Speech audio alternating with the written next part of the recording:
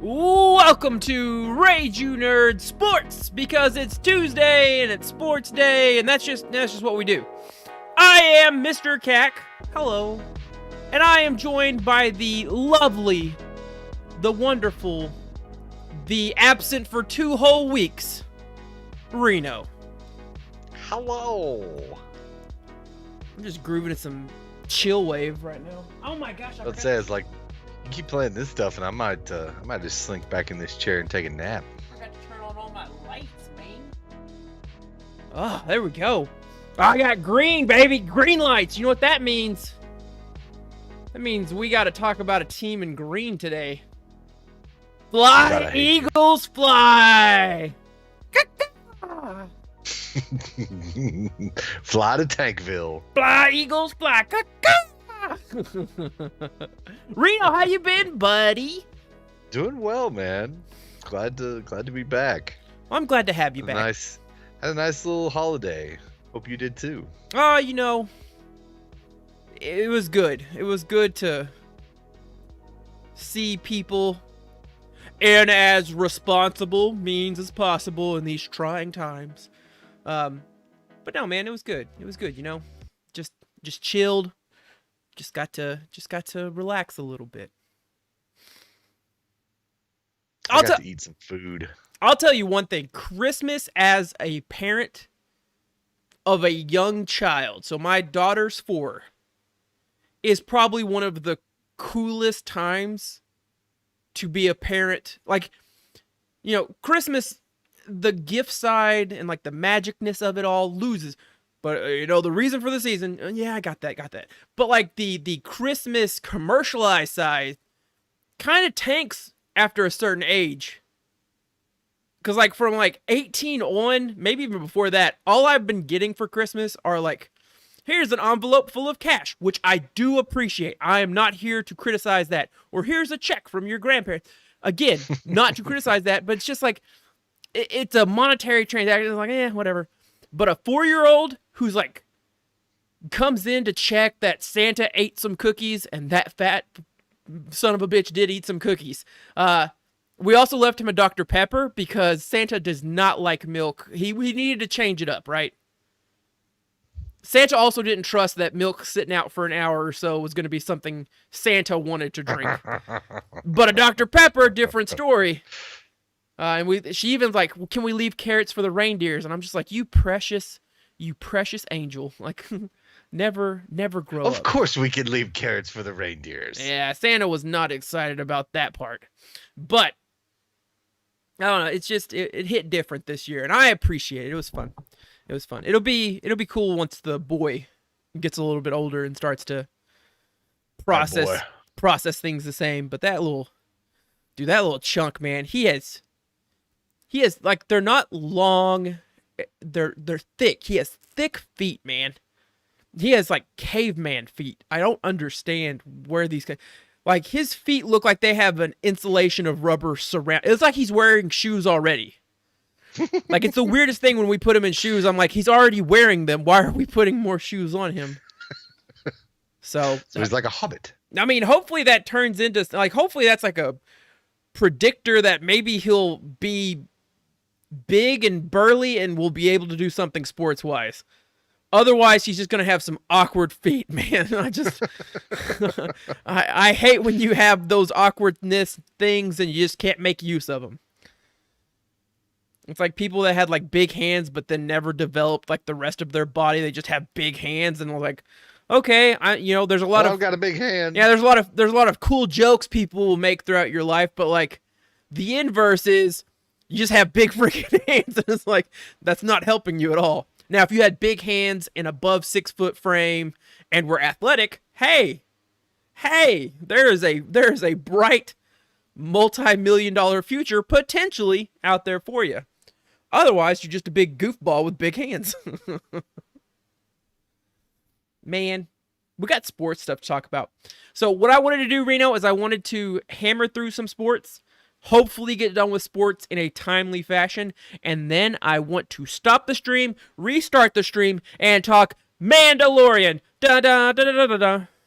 Okay, so let's do this. Let's get through this. So starting college first.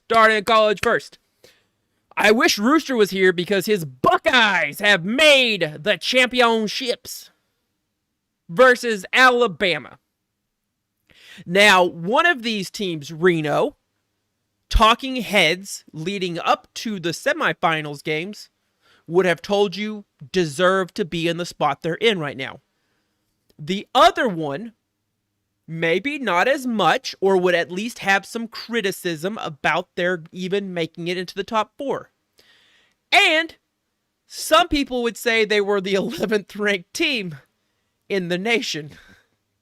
I believe those people now may not be saying those similar things, but he might. I mean, I'm sure he will. So before go ahead. I was going to say, before we get into Bama versus Ohio State, let's actually go through the 2 semifinals games. Let's be honest, they were really semifinal games. They weren't. So I will say they were god awful. I will say this, and I want you to tell me if you feel like there is any truth to this or I'm reading too much into it.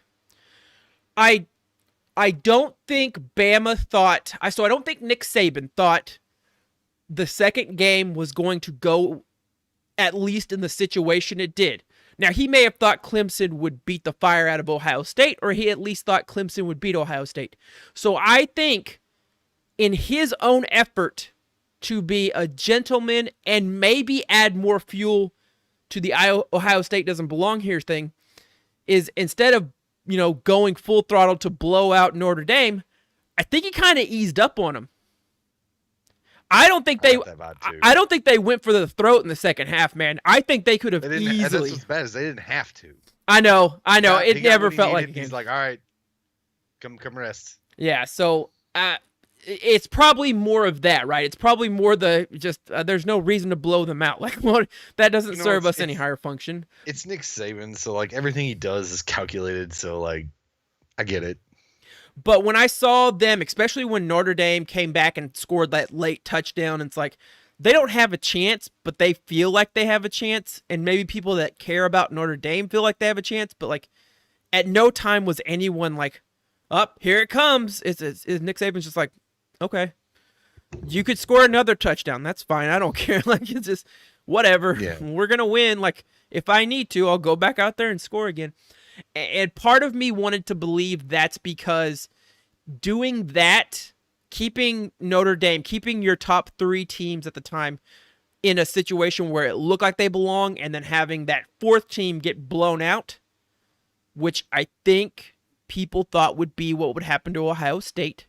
Maybe not blown out, but beat, right? They were the right. Underdogs. Betting was going against them. I do think Nick Saban not whooping the fire out of Notre Dame, which he could have done, would have punctuated, okay, well, Ohio State didn't belong in there. Even Notre Dame made it, at least on paper, more of a competitive game than them. But boy, were people wrong. Like, there's absolutely, as soon as that game ended, it's like, well, that was sucky. Like, what do you do? And then Clemson and Ohio State happened. And it's like, what is going on? One thing that was just really abundantly clear to me after, and I know it's not done, but it just after the semifinal round is just, it is imperative that we go to an 18 playoff, right. Dude. Like, it makes no sense to they've consistently got the 4th team wrong on multiple years while we've been doing this playoff. And yes, this is better than the BCS, I think, but I don't see any reason why we couldn't do an 18 playoff, because Texas A&M deserved to be in. Cincinnati deserved to be in.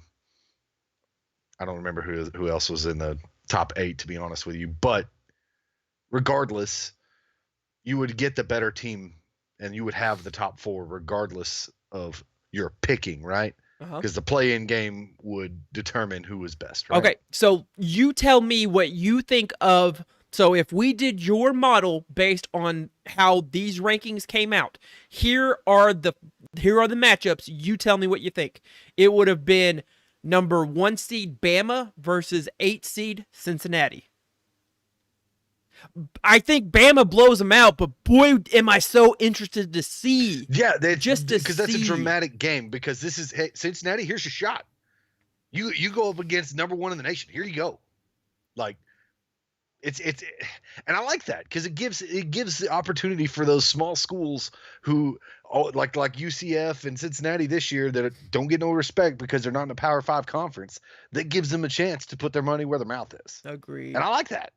That's what makes March Madness fun. Yeah, I agree. It would have been number 2 seed Clemson versus 7 seed Florida. So a lot of people are going to look in hindsight and say, well, Florida lost ugly in their bowl game. Right. If Florida was in a playoff game, if Florida was in a playoff game, I think the 3 offensive starters that sat out to go to the NFL would have played. Would have played, and yeah, I mean, all their guys would have stayed in. So I think that game, while now in retrospect doesn't look as enticing, I think if it was an actual game worth something, because let's be clear, if you're a college athlete going into the NFL or have NFL aspirations, those bowl games outside of the top 4, and by that I mean the college football playoffs, are meaningless. There's no reason to do it. I get some people go out there, it's for the pride. Listen, if I'm about to make millions of dollars and I could lose millions of dollars by getting hurt in this, I'm not doing this.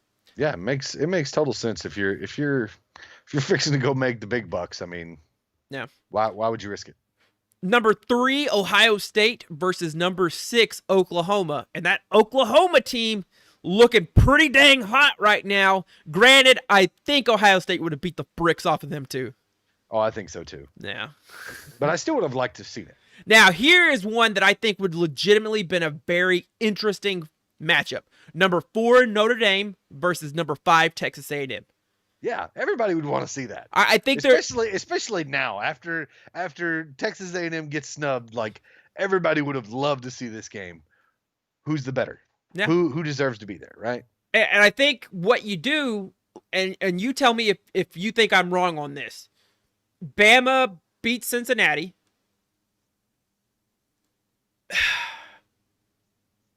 A lot of me wants to say Florida beats Clemson, but let's just say I think a full stocked Florida beats Clemson. I think so too. I think a full stocked Florida beats Clemson. So let's do it, man. Let's just say. So Florida beats Clemson. Ohio State beats Oklahoma. I feel like that's probably fair, right? Yeah, I think that's fair. And then Texas A&M beats Notre Dame. That'd be awesome. You know how many people would lose their mind having 3 SEC teams in the Final Four? Oh, yeah. So in that matchup, you would have what?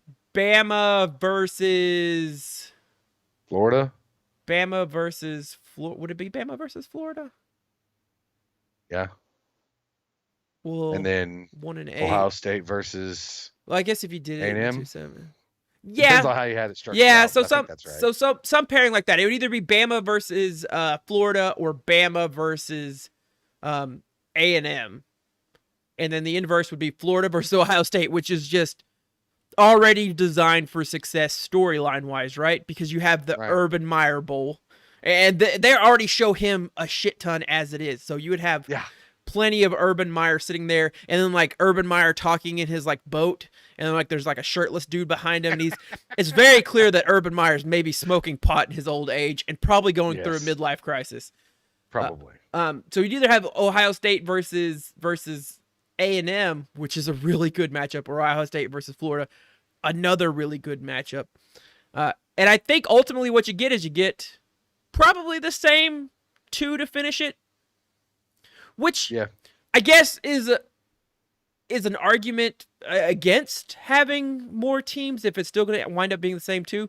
But dang, would that have not been more interesting football? Yeah, absolutely. There's more drama.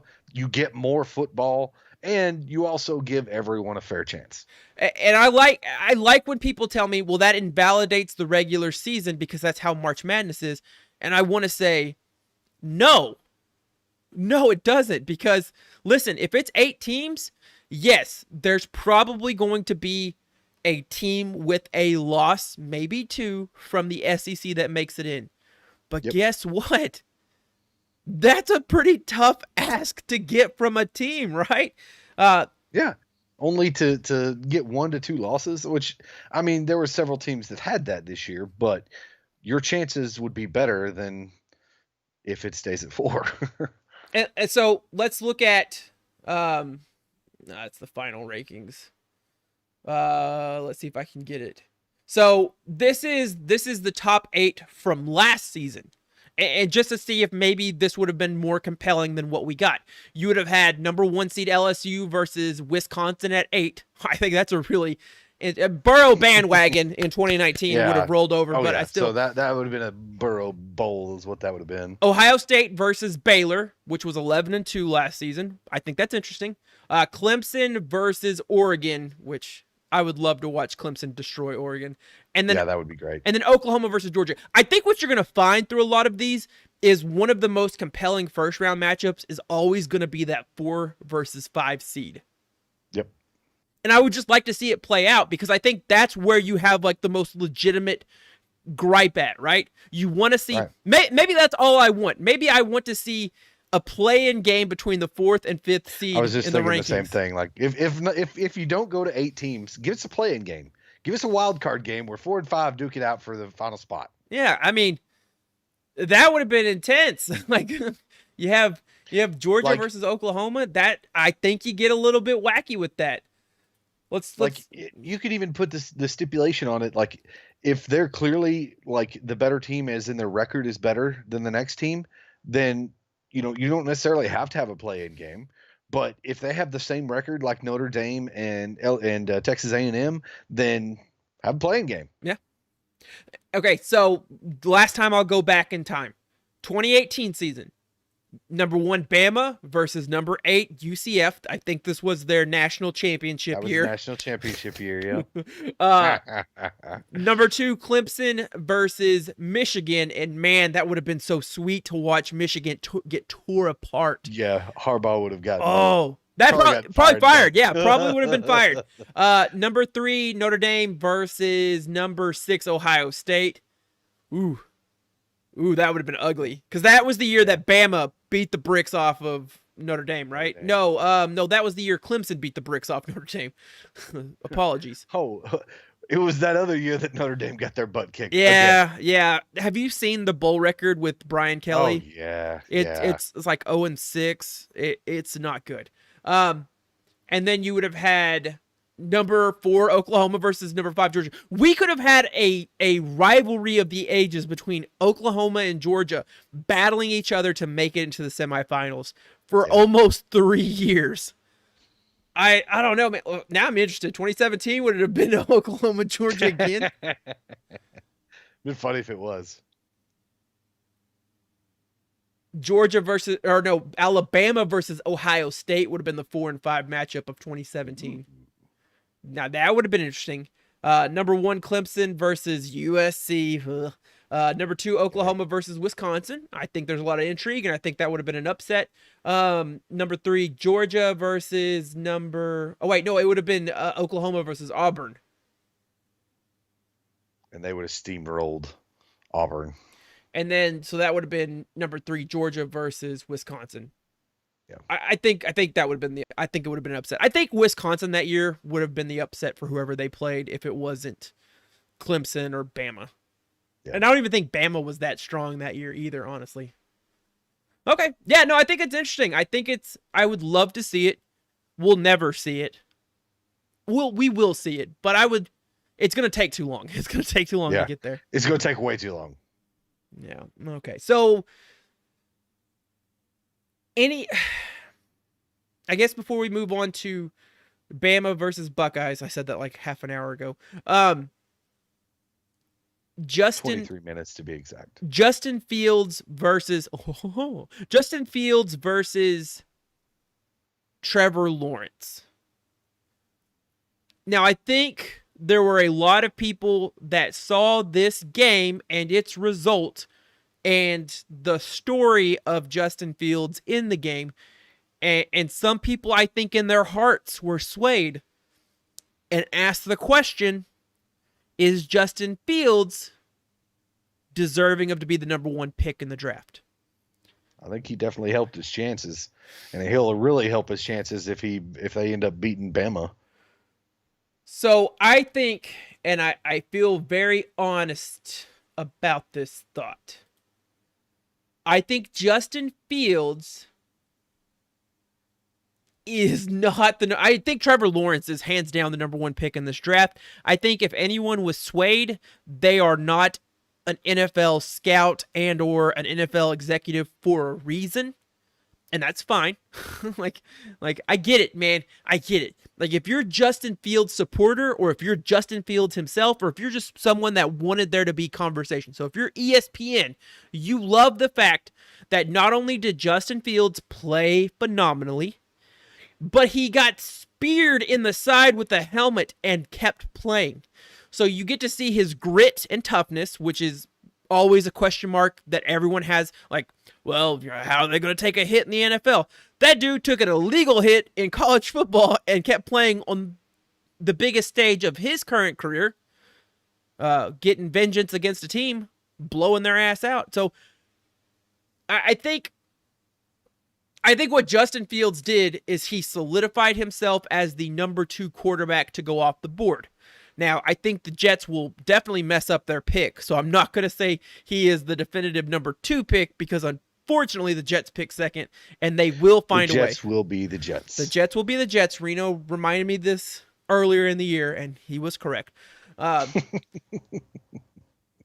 but Only they could screw up a tanking a season for Trevor Lawrence. yeah, yeah, man, I don't know. I don't know. But so Trevor Lawrence locked in. I think Justin Fields. What Justin Fields did in his semifinal game is solidified that he is going to make hundreds of millions of dollars. Like, I think that's what he did. I think he secured his money bag, and cool. Because I think the conversation going into that game was more so, well, have you seen the guy from BYU or Kyle Trask, before Kyle Trask completely rock bottomed Fell his draft apart stock. at Oklahoma, yeah. Oh, completely rock bottomed his draft stock. So kudos to Kyle. He Trask. might actually go to a good team now. Yeah, no, that's fair. That's fair. I mean, you can always say, like, we've seen him with NFL talent, because everyone he threw to is probably about to get drafted to the NFL. So, Yep. So you have an idea of what he can do at his best. But man, he tanked it. He tanked his career right there. Man, you gotta love that when you're like, I'm coming back to play again, and I'm gonna play in the bowl game, and all your pieces that have made you successful are like, we're not.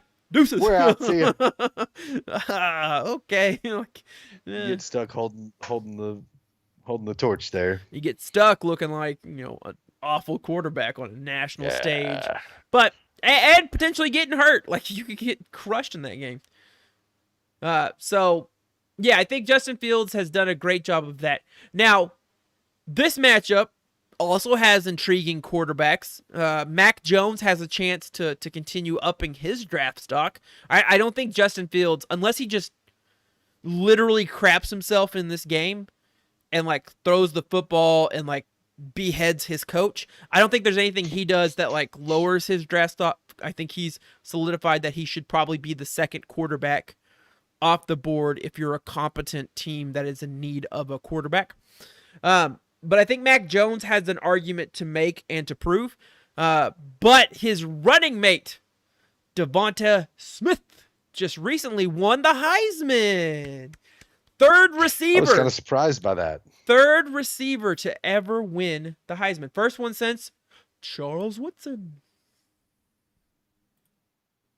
So we've got that. How do you feel about that? Do you like that a receiver won, Devonta Smith? It's nice to know that they don't always vote for the favorite of college football. It's nice to know they don't only vote for quarterbacks, because it was literally him versus 3 quarterbacks. Literally. And I think, I don't know. I mean, what made me feel better about him is at the end of the Bama game, that seemed to be what everyone was talking about. It wasn't so much Mac Jones. It was more, this guy's amazing.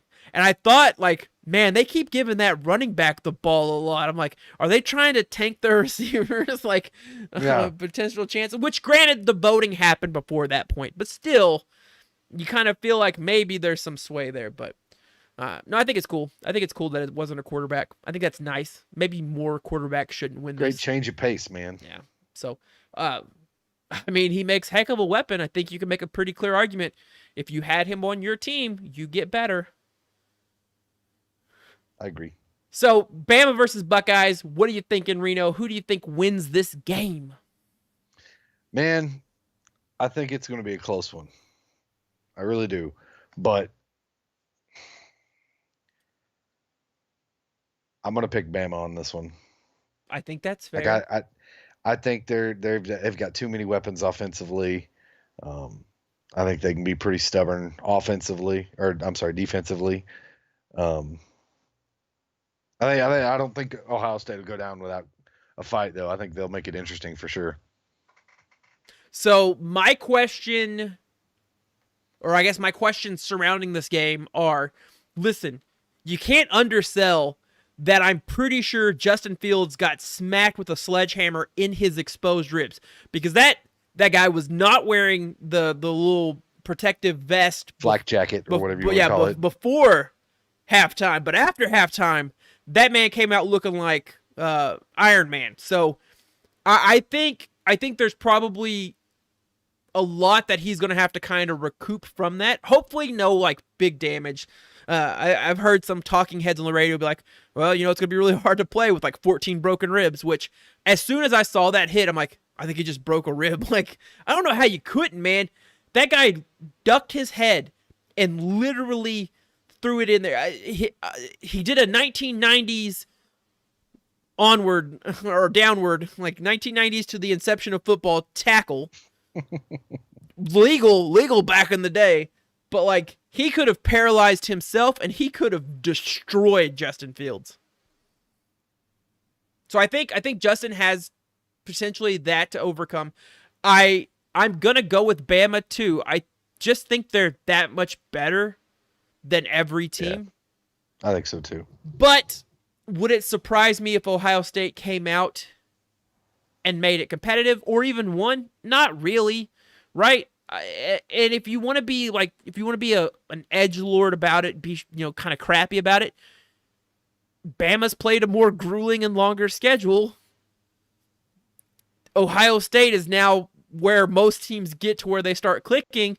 It's fresher legs, not as road weary, not as beaten up. Like I wouldn't be surprised if they win, and I think there'll be a lot of detractors if they do. But at the same time, I just think Bama is that much better of a team. So if Ohio State does win, kudos to them. I don't think you asterisk it. I don't think you take anything away from it. I don't think you even mentioned how many games they played, just because I think Bama is that good. I think Nick Saban's a better coach than the guy with the porcelain face and rosy cheeks, Day or whatever his name is. Like that, his cheeks had me very worried. They were incredibly pink, and he was very pale around the rest of his face. He looked like one of those puppets that old school puppets. He looked like a doll that was given life. Yes, Reno. He looked like Pinocchio after leaving the island of misfit toys or bad boys or jackasses or whatever it was that he went to. Been too long since I've seen that movie. I wouldn't even know. Super terrifying. And then like the whale, and it's like, oh my gosh, they're about to get eaten by an animal. Yeah, no, there was a lot of terrifying moments in that. But Ryan Day looks like a puppet or a mannequin come to life from like the creepy porcelain days. Like it's like, because no one makes puppets with those rosy of a cheeks anymore. So I hope he's well. Like I hope he's not sick, because there's a lot going on with his face. Bama, according to Vegas, is an 8-point favorite. Now there's not a whole week, but there's still a good chunk of a week left for that action to change. There'll be probably people betting hard and heavy on Ohio State. I think there's going to be a strong contingent that kind of up kicks here as we get closer to the game. They're like, you saw what they did to Clemson. They're about to come out and do it again because everyone's discrediting them. So it'll be interesting. Hopefully Bama doesn't do what Clemson does and finds a way to offend Ohio State by giving them something to fuel their rage. Don't give them an edge, because we've seen what that looks like. Yeah, don't tell them that they're the 11th ranked team, because they'll go out and hang 40, almost 50 points on you. Oh, that was so... Listen, I wasn't rooting for Ohio State. I was rooting against Dabo Swinney. Because I'm at the point, 2 years ago, Dabo seemed cool. It was like all the things he's saying is cool. And then he suddenly morphed into this, everyone doesn't think we'll win. We'll show them. You all didn't think we would win. Dabo, shut up. Dabo Swinney, shut up. You've reached a point where you've been the hero for so long that now you've seen yourself become the villain. It is what it is. I watched that yesterday. That's a good one too. But yeah, so I mean, I don't want to see it. But I think it'll be a good game. The over-under 75 points, so they are expecting offense, and I think that makes a game better for me to watch. And all the diehard people are like, well, we want to see a low-scoring affair because defense. No, I want to see video game wackiness. I want to see just absurd numbers. But I think 8 points fair, man. I think Bama wins. I don't know if it's much more than a touchdown. I think if you're betting, you might bet Ohio State while that number is what it is, but you shouldn't bet. That's wrong, you degenerate. But I'll take the over. the over, you think there's going to be a crap ton of points, eh? Not a crap ton, but I think more than 8. Oh, you think Bama would win by more than an 8. Gotcha. I do. Okay, so vacancies. Head coaching vacancies in the NFL. Black Friday has happened. And I don't think it's happened enough. I feel like there's a couple teams. So I want to go out and say a couple months ago, I think it was when I did one of the Undertaker segments, I put Anthony Lynn in the casket. Oh, 100%. I said Anthony Lynn was getting fired. Anthony Lynn got fired. Now listen, I didn't say anything revolutionary. I had heard it on the radio plenty of times before I said it. But I think a lot of people thought, well, it's 4 years. He's got his quarterback. You know, it is what it is. They only lost. They went what 7-9, and they only lost 7 of those 9 games by 1 point. So Chargers right there. So the inverse is you are a coach that found a way to lose 7 games by 1 point, and most of those games they were leading by. Yep. This wasn't they overcame the obstacles and just came up shy. This was you were winning and then lost it.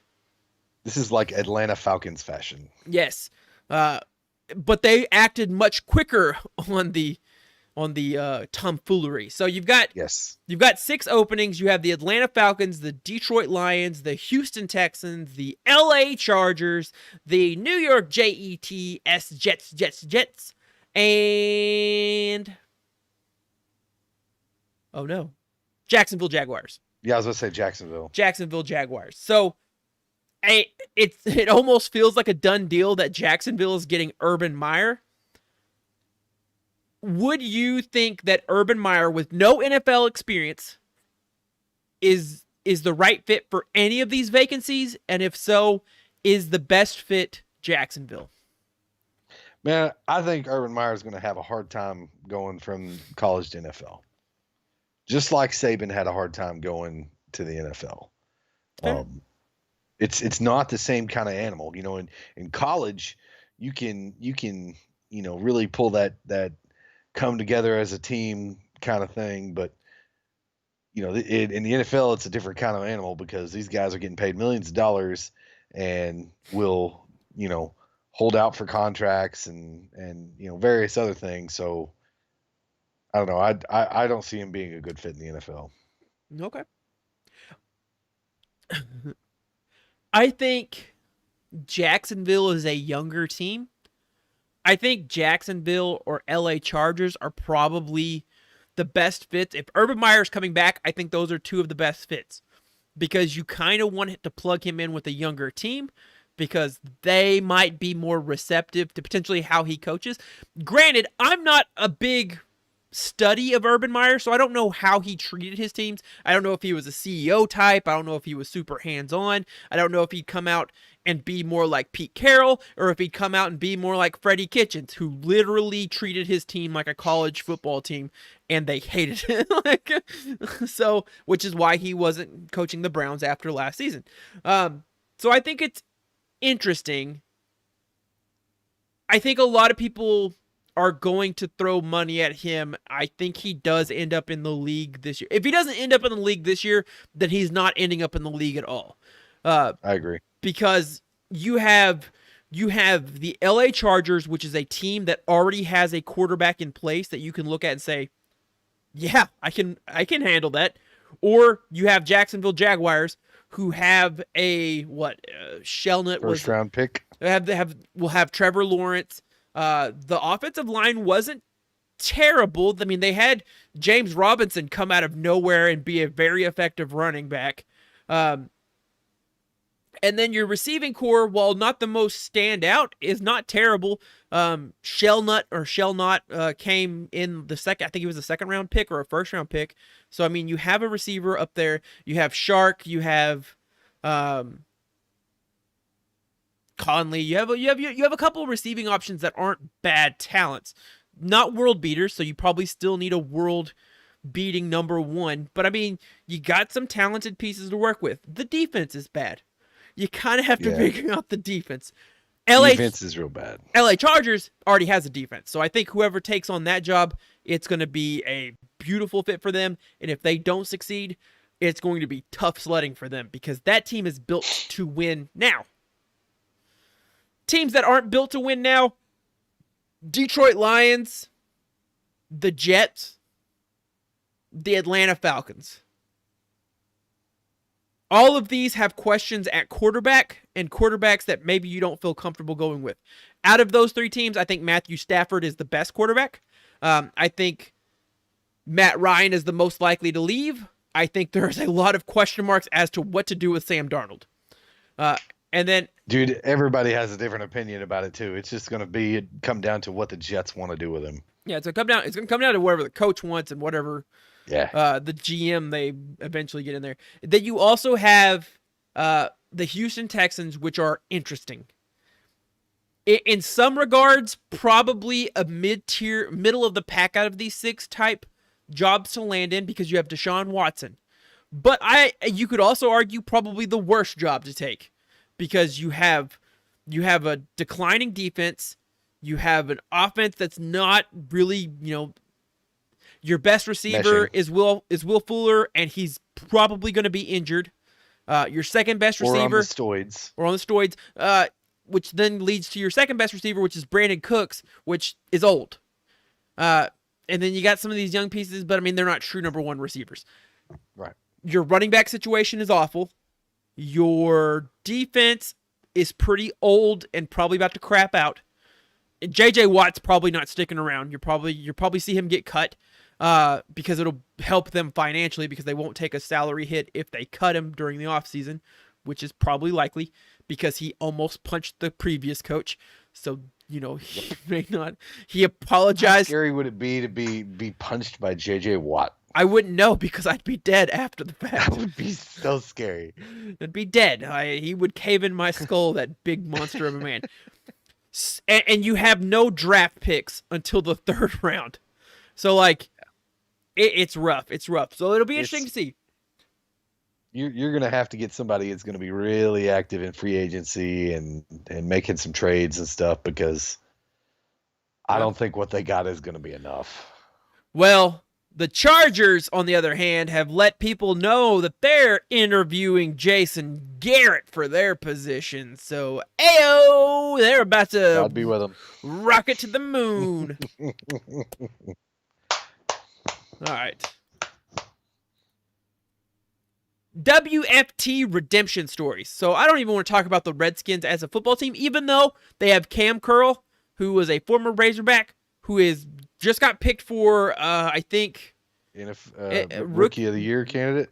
I think he's on the all rookie team or something like that. All rookie team. That was it. Yeah. Yeah. So kudos to him. That's awesome, man. Yeah. They also you kept seeing his name this year. He kept popping up. I'm like, that's cool. You do pretty good. That's cool. They also have Jeremy Sprinkles, who shoplifted before his bowl game, but is also from, or at least went to the University of Arkansas. So, hey, cool for them. Thank you, Belk. But I think but I would say the best story from this are you have a man that was told he was going to die or maybe lose his leg, who should now win Comeback Player of the Year, and whose wife built him a trophy out of his leg brace. Dude, I saw that. That was so cool. So cool. I'm like, dude, that's legit. She hung on to that thing, and that means a lot to him. Yeah, and you're pairing that with a coach who, while not necessarily a death sentence, cancer carries some dark clouds above it when that's a diagnosis, right? And this man was not only receiving chemotherapy, he was getting IVs at halftime.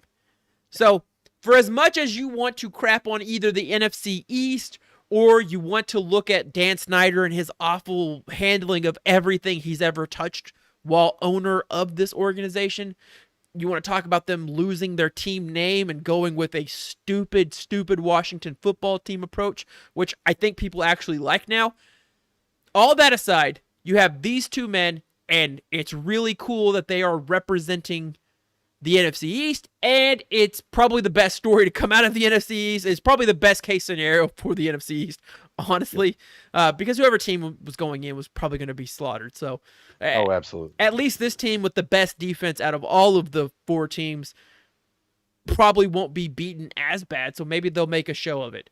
They'll at least, be as respectable as the NFC East can Yeah, be. Cam Curl will at least make it annoying on old Tom Brady to get his game going. So, but I mean, I can't see them losing. But they may keep it to where it's an under game, right? You probably don't want to bet the over against the Washington football team because their defense stingy.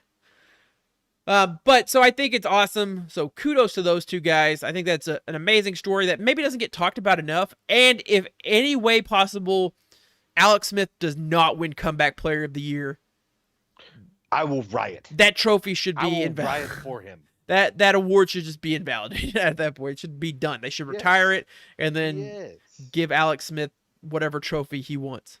Literally, when you ask, what has he done to deserve this? Literally just make him watch that documentary, and that's all you need to see. The fact that he's even standing, let alone playing in the NFL. No.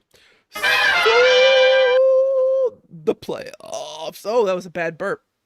Playoffs? You got the first round buys. You have Kansas City. You have Green Bay. You're about to see some shenanigans occur with football in general, just because now we have COVID, the 19, rearing its head. So Cleveland has like 6 players and 4 coaches already out of this game. Oh my gosh, Reno, you're kind of being goofy. I'm a little off center. Kind of being goofy. So you've already got that situation. And it's probably potentially going to hit other teams. And if you're the Steelers, like, do you even want to play against them? Because now you might be the next team to get hammered with COVID stuff following the fact. It's rough. But the first round matchups, they're calling it the super wild card because there's an additional game. And honestly, it is a pretty tantalizing slate. And I think some of these games are going to be broadcast on Nickelodeon. It's really weird what's about to happen. It's really weird. I think Freeform and Nickelodeon. There's like 20, I don't know. There's like 25 people providing games. ABC Family is going to get involved. But yeah, you got 6 games over 2 days. Reno, what's the game that sticks out to you as this is probably going to be the most interesting game of these matchups? Man, I really think that the Ravens and the Titans is probably going to be a pretty good one. Do you think Derrick Henry blew his load this last week, or do you think his legs still got some run in him? It's probably still got some run in him, but I don't think he's going to be 240 something yards, man. Yeah, I don't know if he's going to come out and have another big game, but I mean he'll probably be solid, but yeah, they're going to have help elsewhere because he's not. There's no way he's going to do that again. Yeah. I don't think any of the NFC matchups scream interesting to me. I mean, maybe the Chicago game just to see if they can get something going, but the Saints should win that. Yeah, I don't see that one being interesting at all. Now, the Rams and Seahawks has potential. If Goff depends on which team shows up. Well, but Goff probably may not. He may not play because he didn't play this last week. He may still be injured. And even if he wasn't injured, he's kind of broken too. I know a lot of people have hammered on Wentz, but I think Goff is pretty broken as well. In the same spot, yeah. It's just he didn't have a legitimate replacement on his squad, so he never felt the same, I guess, tension that Wentz felt. But I think Seattle wins that game. I think the Washington football team versus the Bucs game is at least close, but I think that's just because Washington football team has a defense. I don't know if they can score against the Bucs. Because the Bucs also have a defense. Yeah, they have actually a really good defense. So I really think the Bucs are probably going to kill them. So I think you have a good pick for your most interesting matchup. I think the Colts versus the Buffalo Bills, might be a sneaky good matchup. Because even though they're playing in Buffalo, even if there's crappy weather, the Colts have a running back that they just realized 6 weeks ago, hey, he's young and we can lean on him. So Yeah, they've he's decided. awesome. So they've decided to use that to success. And he ran for like 250 something yards And dude, he was this last great week. in college. I was wondering why he was being underutilized this year. I think there's a lot of people wondering that. I think there's been a lot of questions as to why did they wait so long. But 'Cause he's a tank, man. But when you have essentially, so Wilkins, their other running back, like the third on the depth chart, he was serviceable at times. And then they've got Hines, who is more of a pass catcher, but he also had a couple weeks where he came out and hit 100 yards. So I think what they did is they kind of rested the guy they wanted to lean on in the colder months. And I think it might work for them. So they have a run game. The Bills don't have a run game. The Bills have a better passing attack. Josh Allen is their run game. I know, and that's one bad hit away or one bad slide. Like some of these quarterbacks don't know how to slide. So No, they don't. it could be bad. It could be bad. But we'll see. I think it'll be interesting. I think that'll be interesting. I think it'll be a good weekend of football, even if the NFC side doesn't really scream out to me. But I think it'll be interesting. I think the worst game will be the Steelers versus the Browns. And I think so too. So bad for the Browns too, man. Like they have fought and clawed to get into this playoff spot, and now COVID is going to take out like one of the guys that they highlighted that their coach gave the game ball to at the end of the game was this offensive lineman who's been in like 13 years, and he's like, this is to honor you for your 13 years of commitment to the team. And now he's part of the contact tracing and probably will miss this game. That's terrible. I know, man. It's so bad. It's so bad. And I'm gonna be honest though. Like they just played. I don't think the Browns beat the Steelers again, even if they had everyone. Yeah, I think the Steelers could probably trot out Mason Rudolph again. I think they'd be fine. Yeah. But we'll see. But yeah, I think it'll be interesting. I'm more interested in the next round. I think the next round is where things get a little hot and spicy. You'll see Get a little spicy for the pepper. Yeah, you see Kansas City probably go against probably realistically the winner of the Titans versus Ravens game, and then Green Bay, I would say realistically going against the Bucks, which I hope happens. I hope it happens because if you have Green Bay versus the Bucks, then we finally get something we have never seen before. Tom Brady versus Aaron Rodgers. Taron Rodgers. Yes, Tom Brady versus Aaron Rodgers. Sorry, I started reading Milkman's thing. I got excited. Did the Cowboys get a bye to the Super Bowl? They did. They sure did. They did. They sure did, Mr. Milkman. They did. It happened. But yeah, we can talk more about playoffs as it comes to us. But I'm interested. I'm vaguely interested. The Sudfeld incident or the Sudfeld situation. Reno, how do you feel about this? What are your thoughts and feelings about the Eagles, about Sudfeld, about Peterson? I mean, it was a dumpster fire, man. Like, I've never seen a more blatantly obvious, hey, we're going to tank for this game. Do you think so? There was a report that came out before that game that said Peterson had already discussed that in the fourth quarter, Sudfeld was going in. Like the plan was always to play Sudfeld. Do you feel like this being the Sunday night football game is what makes this more of a heightened situation? Because the Steelers essentially did the same thing, but for a full game. Because they played Mason Rudolph and they sat some of their defensive starters and they didn't play all of their receiving core. I mean, didn't the Steelers do what the Eagles did, but technically worse? And also, losing their game allowed the team that beat them to get into the playoffs? Uh-oh, Reno, we lost you, buddy. Can you hear me now? I can hear you. So, do you feel like we unfairly crushed the Eagles because it was the Sunday night game, national attention, and it looked so atrocious because they had it was only 3-point difference, and then they took out Hurts for Sudfeld, which Milkman says Sudfeld is the backbone of our nation, and then Rock Your Face said, "Sup nerds, sup Rock Your Face, sup." Man, I just don't like to see someone just like blatantly like to me that you're giving up. You don't care if you win the game, which yeah, I don't know. I have a problem with that. No, Nobody wants to watch that. That's not entertaining. I mean, look at the Giants. kind of funny. Cowboys did what the Cowboys do, but I mean, the Kind of Giants funny. didn't go out there and do what the Eagles did. Kind of funny though.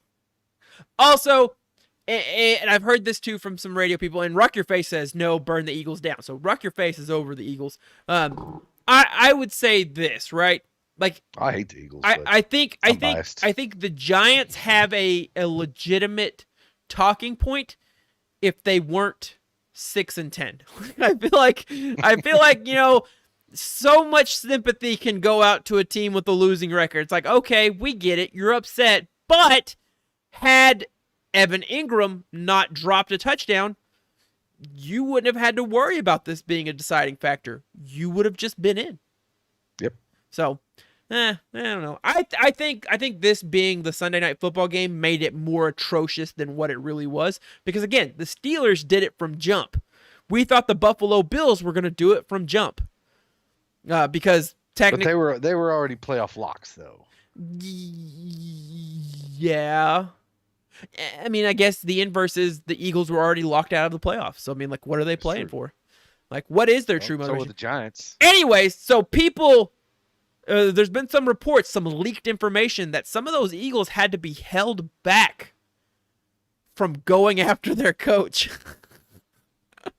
That's a bad sign. I am so surprised Monday morning hit and Peterson was still hired.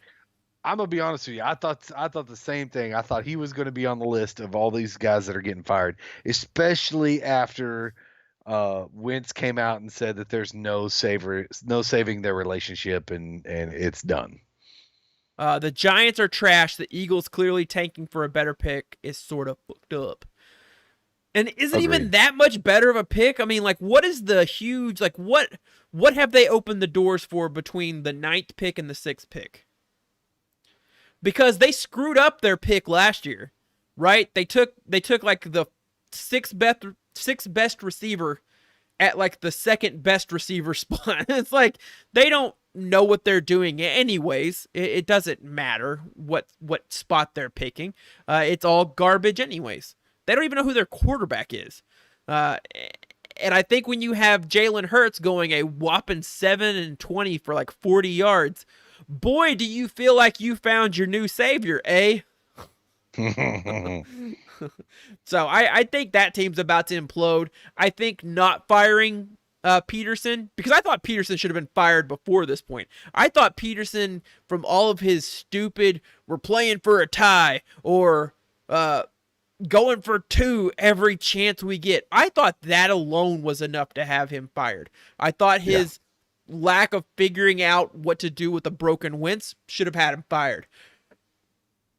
But if this wasn't going to be the thing that fired him, then it's because he was given a directive from on high that said, hey, we don't care what you do. Like, we don't play Sudfeld, do whatever, doesn't matter. Yeah. Either way, it helps us because we get the 6 picks, buddy. So go ahead. So I think the reason he's not getting axed is because I think this was a plan. But man, if you're the owner, this is like the best way to separate yourself from a coach, because like the nation is calling for his head, and you're like, well, you took the hit, buddy. We'll pay out your contract after the fact, but thank you so much. See you later. But it looks like Peterson's back. I think that's awful. I hate that. I love it as a Cowboys fan. Yeah, no, I mean, like, if you have a team that's going to be playing against him, it's awesome. But that also means Mike McCarthy's back. And hey, the Dallas Cowboys locked up their offensive coordinator and then proceeded to have no offense to note. So, like, that's awesome, man. You got to feel good if you're a Cowboys fan. And I think the Washington football team probably gets better from this point onward, right? I was gonna say, like, next year, honestly, like in the past several years, you really felt like the Eagles have been a legitimate threat. I mean, even though they won a Super Bowl here a couple of years ago, but the Redskins had not been a legitimate threat in the NFC East in a long time. And really going into next year, no, I really don't feel like that's going to be the case. I really feel like the Redskins are going to be one of those top teams in the NFC East. No. Rock Your Face said, "How did this man win a Super Bowl? Easy. He had Nick Foles Foles. magic. Foles magic, man. They have a statue of him out in front of their stadium, man. That's how you do it. You had Nick Foles, the magical man Nick Foles effect. that can only win in Philadelphia, because I think we can honestly now argue that Mitch Trubisky was probably the better quarterback, which means there isn't a good quarterback for the Chicago Bears roster." That's all I got for sports. That's it, Reno. Yeah. Anything else you want to mention about sports? You seem tired. Oh, I am tired. but last thing. So we can do Mandalorian stuff next week. Because we're about to hit the off season for us, so there's gonna be a lot less sports to talk about because we don't care about basketball, honestly. Not until March Madness. Not until March Madness. Yeah, we'll care March Madness, but we're probably about to hit a stage where Tuesdays becomes nerd streams again. College baseball, please. College baseball. But one thing about college basketball, right quick before we go, Indiana has become Basketball Island. Are you excited about that? Does that seem interested? Do you think this makes? I kind of think it makes it seem more interesting. Yeah, because they're all like right there, and it's like an anime movie where everybody gathers for the tournament. You know? Oh my gosh, it is, dude. Reno, you're all about figuring out the way world works and how that's more like an anime than what it ever should translate this into an anime. But yeah, no, this is something that would happen in an anime. It's like a tournament of all the greatest teams have gathered. I must prove myself. I do think it's interesting because, like, the prep work that you do is going to be different because you're gonna have limited space to use for a practice facility. I think it's very interesting that they're basically taking over a hotel and a convention center to accommodate all of this, and then just the sheer scope of all the gyms, and it also like makes me realize just how much of a basketball state Indiana really is, because they have enough gyms to accommodate 68 teams. So whatever that is in matchup. That's a lot of gyms. A lot of gyms. I think it's gonna be really cool to see, because are they using Lucas Oil? Lucas? Sure they are. I think Lucas Oil is getting used. The Pacers gym is getting used. The Hoosiers, Purdue's gym's getting used. I think there's going to be a lot of really interesting settings. And I don't think it's going to take me out of it. I think some people may be like, "Whoa, it's going to be boring because it's going to be the same thing." I think it's kind of cool. I'm in for it, man. I'm into it, man. I like it. Yeah, I don't know, man. I think it'd be even better if there was an island you can ship them all out to. I'm all about, ever since Dana White did his Fight Island, I want every sport to go to an island.